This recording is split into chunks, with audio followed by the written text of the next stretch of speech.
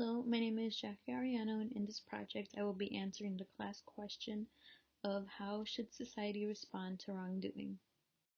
So to start off, in order to answer this question, wrongdoing needs to be defined. In general, wrongdoing can be defined as many different things. Some examples include doing illegal things like crossing a border without papers, driving with no insurance, or tax fraud. A lot of these definitions of wrongdoing are very general and broad, dependent on the individual defining it. It can also be harming others or yourself, but not others. To certain politicians and state, it might be going against the status quo or even being yourself. In general, most wrongdoings are considered to be morally corrupt or moral injustice. Society as it is today defines wrongdoing in the sense of law and order or actions that are considered illegal as they go against this created law.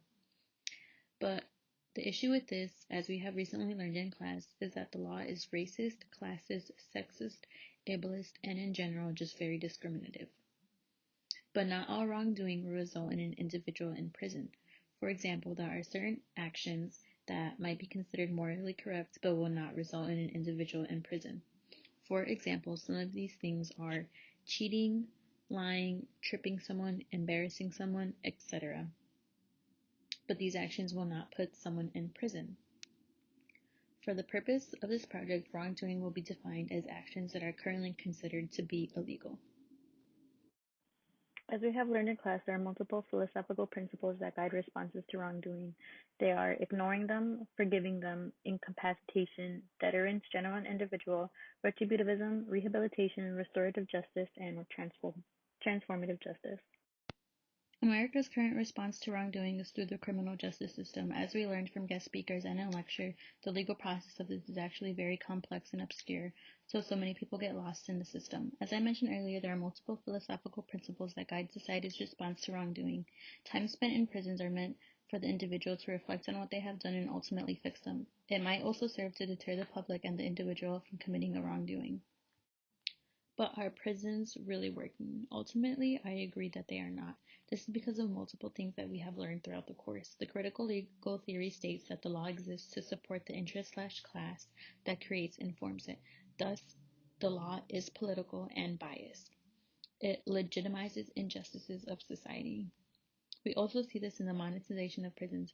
Incarcerated individuals are exploited through their labor to benefit owners, especially in private prisons. There is economic pressure to keep prisons up and running and keep people locked in them.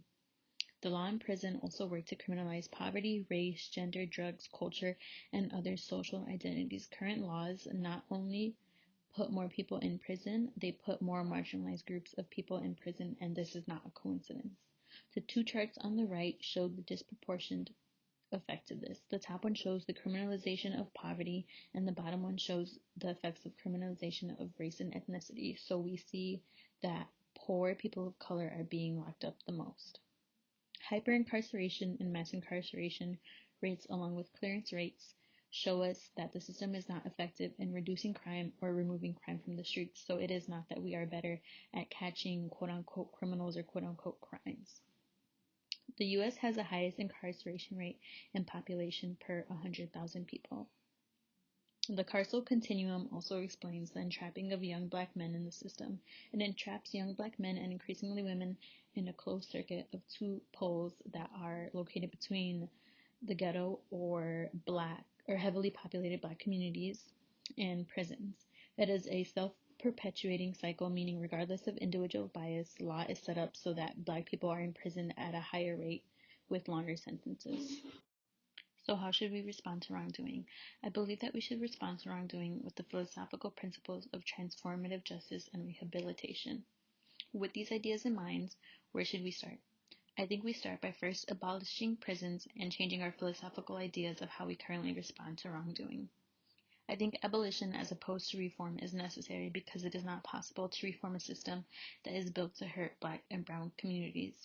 As from the quote of the image to the right, the master's tools will never dismantle the master's house, meaning that the law cannot be reformed so that it actually helps incarcerate individuals because the people who make the law will not change it in a way that it rids the issues that it naturally produces, which is racism and classism.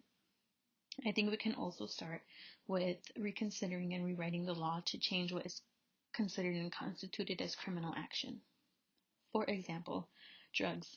Drug use and abuse should be treated as a social issue rather than a criminal offense. Social Social services and resources should also be made accessible and available to everyone, so people dealing with underlying issues are properly equipped to deal with whatever life throws at them. A main part of transformative justice is healing, which cannot be done if people are too focused on survival. And lastly, redistribution of power and wealth. A specific part of the population holds a lot of power and wealth at the price of poor people of color. So to counteract this, there needs to be change in the power dynamic between gender, class, race, etc., so that it is more even. And that is how I believe we should respond to wrongdoing.